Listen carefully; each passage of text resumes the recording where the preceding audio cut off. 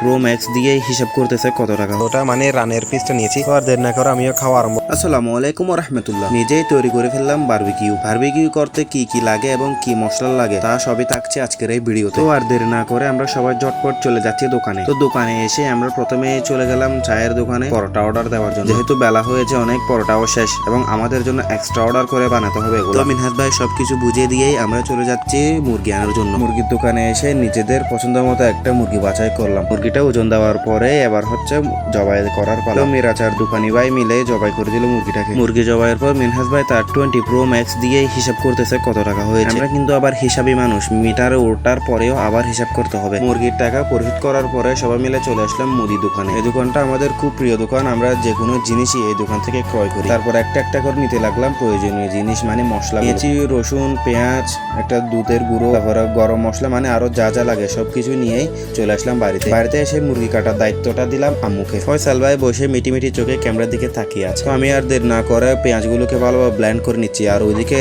তারা আগুন জ্বালানোর প্রক্রিয়াটা শুরু করে দিয়েছে। পেঁয়াজ ব্লেন্ড করার পরে করে নিব রসুন, এরপরে সবগুলো মশলার মিশ্রণ একসাথে করব। প্রথমে একটা বাটিতে পেঁয়াজ, রসুন, আদার পেস্ট গুলো দিয়েছি, এরপরে পেঁয়াজ কুচি, তারপরে দুইটা সস, পরিমাণ মতো লবণ। বারবিকিউ মশলাটা অ্যাভেলেবল না থাকায় নানান ধরনের মশলার গুঁড়ো ইউজ করেছি। সাথে দিয়েছি হলুদের গুঁড়া, মরিচের গুঁড়া, ধনিয়ার গুঁড়া, সবকিছু পরিমাণ মতো দিয়ে এখন সবগুলো মিশ্রণ সাথে মিশিয়ে নিব সয়াবিন তেল দিয়ে। এরপরে হালকা করে মেশানোর পরে দিয়ে দিব দুধের গুঁড়া। মূলত এটা আমরা এক্সট্রা ব্যবহার করেছি স্বাদ বাড়ানোর জন্য, এবং সাথে দিয়েছি একটা ডিম। এরপরে মিশ্রণগুলোকে ভালোভাবে মিশিয়ে কয়েক মিনিটের জন্য রেস্টে রেখে দিই। অন্যদিকে আগুনটাও বেশ ভালোভাবে ধরে মিনিট খানেক রেস্টে রাখার পর মাংসের উপর দিয়ে দিব এই মশলাগুলো। যেহেতু মাংসের ভিতর ভালোভাবে প্রবেশ করাতে হবে, সেহেতু ভালোভাবে নাড়িয়ে ছাড়িয়ে নিতে হবে, এবং এটি প্রায় 10 থেকে 15 মিনিটের জন্য আবার রেস্টে রেখে দিব, যাতে মাংসের মধ্যে ও মশলাটা চলে আসে। তো এগুলো 15 মিনিটের মতো রেস্টে দিয়ে আমরা চলে গিয়েছিলাম আগুনের কাছে। ওখানে গিয়ে একটা অবস্থা শুরু হয়ে গেল, মানে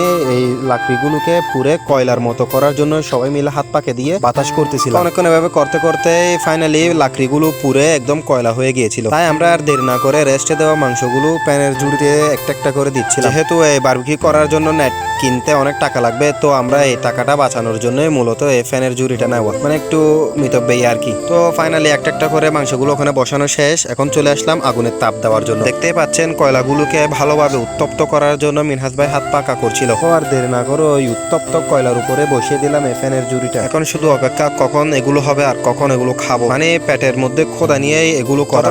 সবাই মিলে একটু দুষ্টুমি ফাজলামি করতেছিলাম ইমাতের সাথে, এবং সবাই আর ওইদিকে তাকানো, মানে ওইদিকে নজরটা যেন কারো সরছে না। নজর সরবে কিভাবে, সবার পেটে যে খোদা। এরই মধ্যেই চোলাটার বেজেছে 12টা, মানে এগুলো জ্বলতে জ্বলতে একদম ছাই হয়ে গিয়েছে। তো আর কি করা, আবার নতুন ভাবে লাকড়িগুলো পোড়াতে হবে, মানে শখ করলে কষ্ট পেতে হবে।